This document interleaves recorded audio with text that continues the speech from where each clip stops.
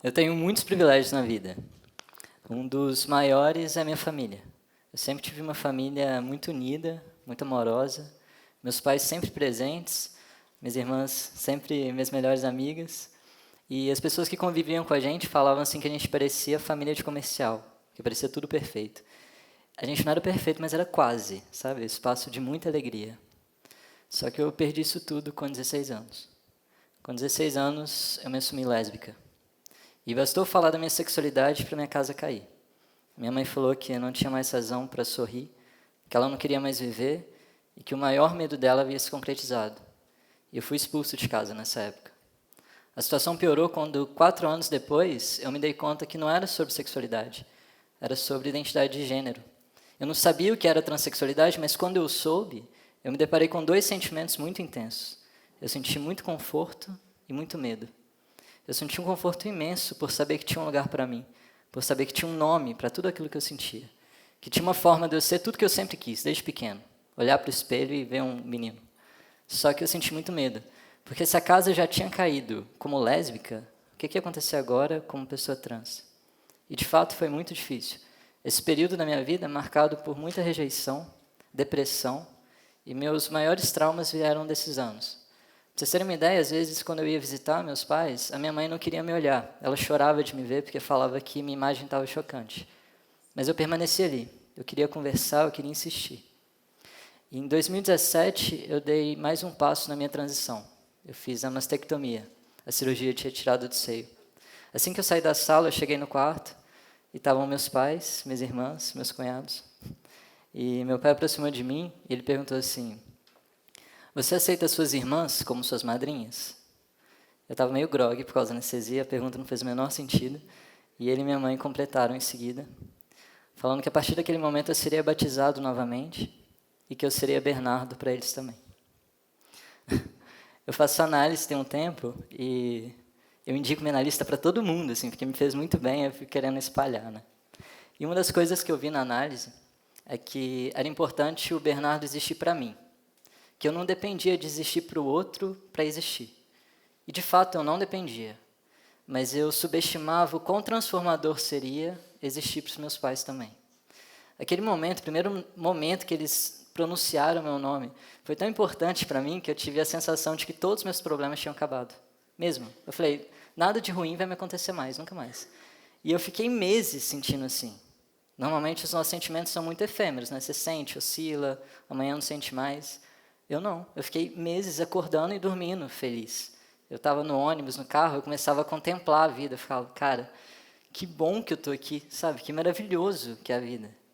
E claro que em algum momento ia passar, como passou, voltei a chegar problemas. Acho que seria difícil chegar em 2019 e não ver coisas ruins. Mas foi muito importante, porque foram 10 anos. 10 anos do momento em que eu me assumi lésbica, até o momento da minha cirurgia.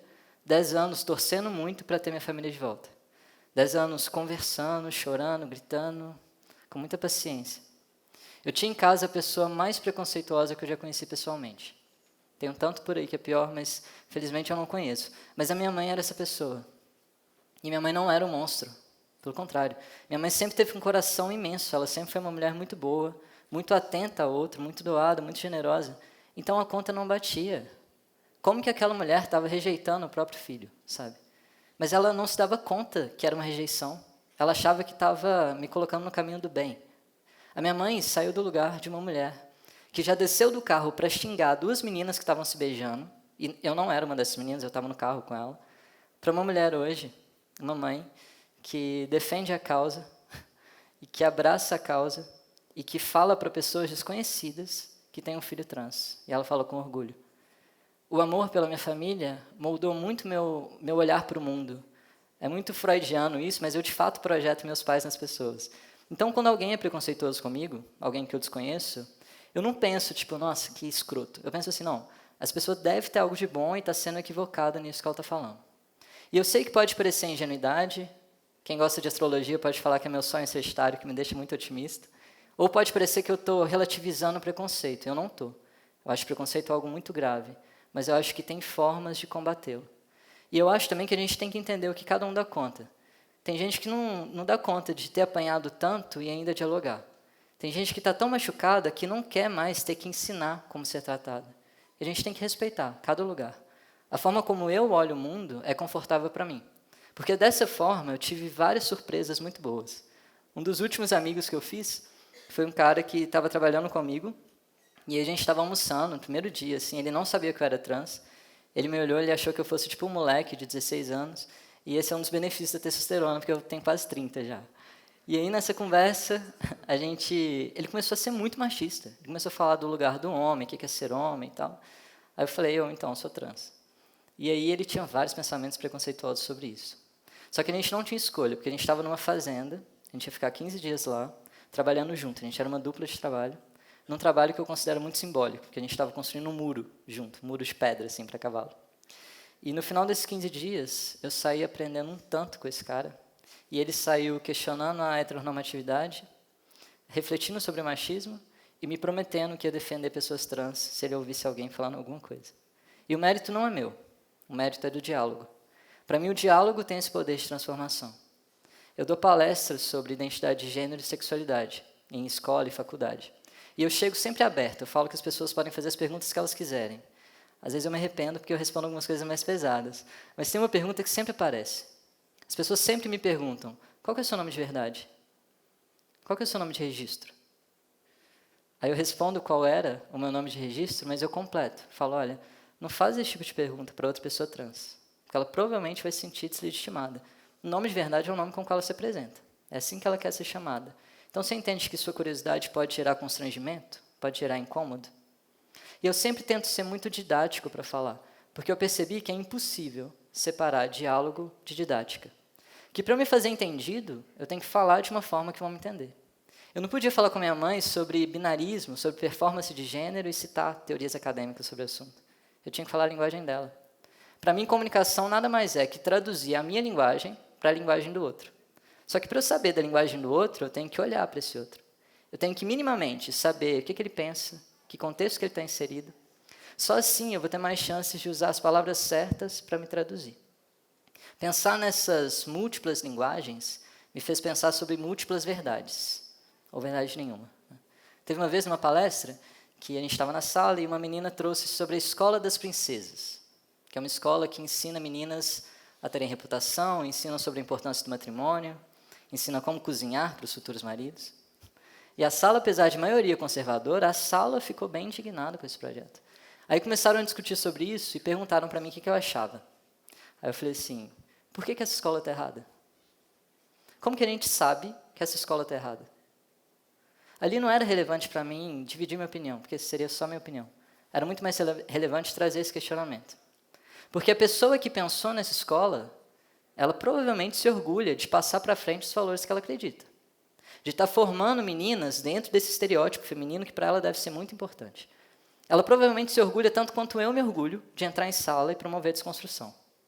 Então, quem que está certo? E para quem? Eu posso argumentar, eu sei. Eu posso falar assim, não, peraí. Enquanto ela está privando diversas formas de expressões de gênero e, às vezes, obrigando meninas que não se encaixam nesse padrão a estarem ali, obrigadas pela família, talvez, eu estou aqui lutando para que cada um possa expressar da forma como entende. Eu estou tentando quebrar com normas e padrões. Mas, na verdade, eu não estou preocupado em argumentar. Porque eu não estou preocupado em ter razão. Não me importa, está certo. Me importa muito mais questionar de onde vem o nosso conceito certo e errado. Por que uma coisa é certa para mim e errado para você? Por que uma mesma coisa é tão defendida por um grupo e tão atacado pelo outro?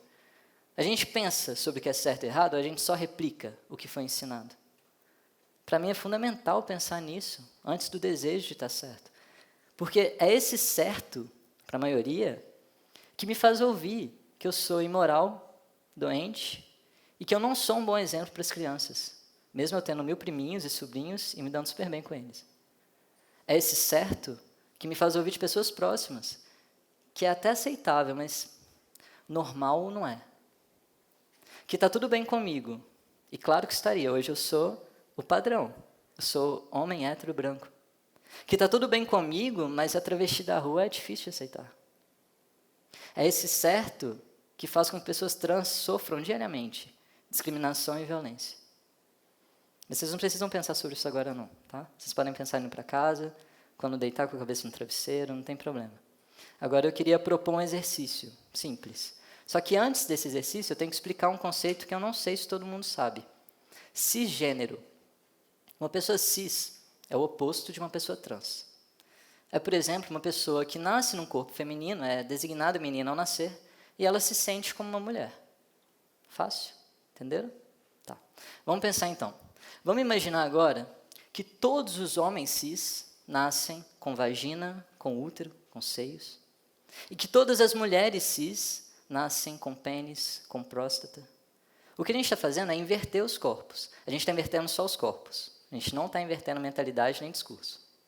Então vamos lá. Com esses corpos invertidos, a gente tem uma nova natureza, uma nova biologia. Como que a gente ia sustentar o discurso se pautando nessa nova natureza? Vou dar um exemplo, para ficar mais fácil. As mulheres reivindicam o direito de andarem sem camisa também. Os caras fazem isso. O que os caras iam falar? Acho que ia ser meio assim. Gente, pelo amor de Deus, mulher é uma tábua, cara. Mulher nem peito tem, para que quer tirar a camisa? A gente está aqui, a gente tem volume, fica suando aqui embaixo, escorre aqui no meio. É claro que a gente vai tirar a camisa quando está calor. É óbvio. Agora, para que mulher quer isso também? Fica nessa necessidade de igualar, sabe? Ah, não, tem que igualar. O corpo é diferente.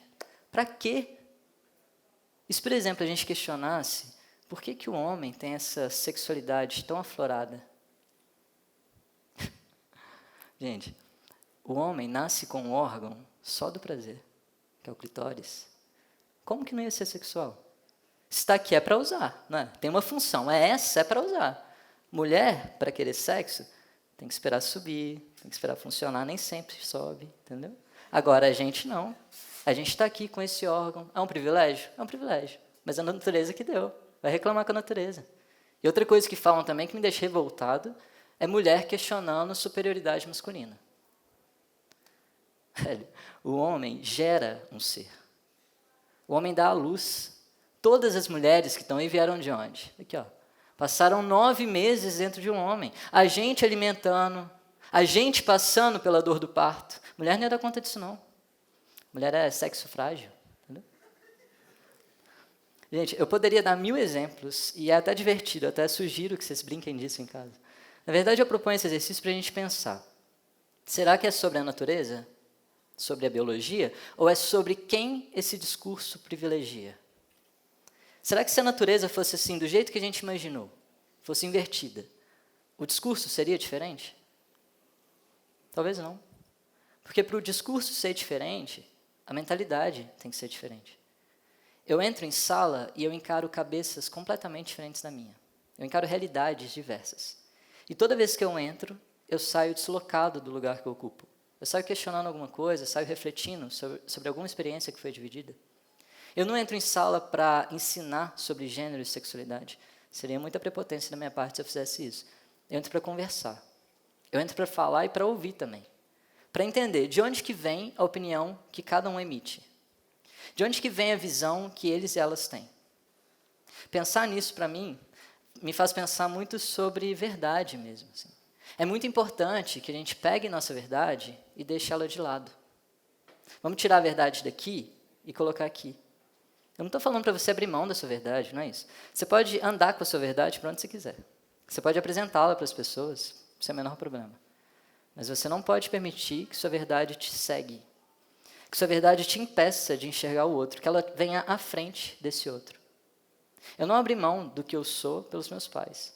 E eles não abriram mão das crenças que eles têm, dos valores que eles têm por mim. Mas a gente chegou numa verdade em comum. E a nossa verdade é o amor. É brega, mas é isso mesmo. Eu não entro em sala para mudar nem influenciar os alunos e as alunas que me escutam. Eu não estou aqui para isso também. Eu realmente espero que você pense diferente de mim. Mas você está disposto a pensar diferente de você mesmo? Obrigado.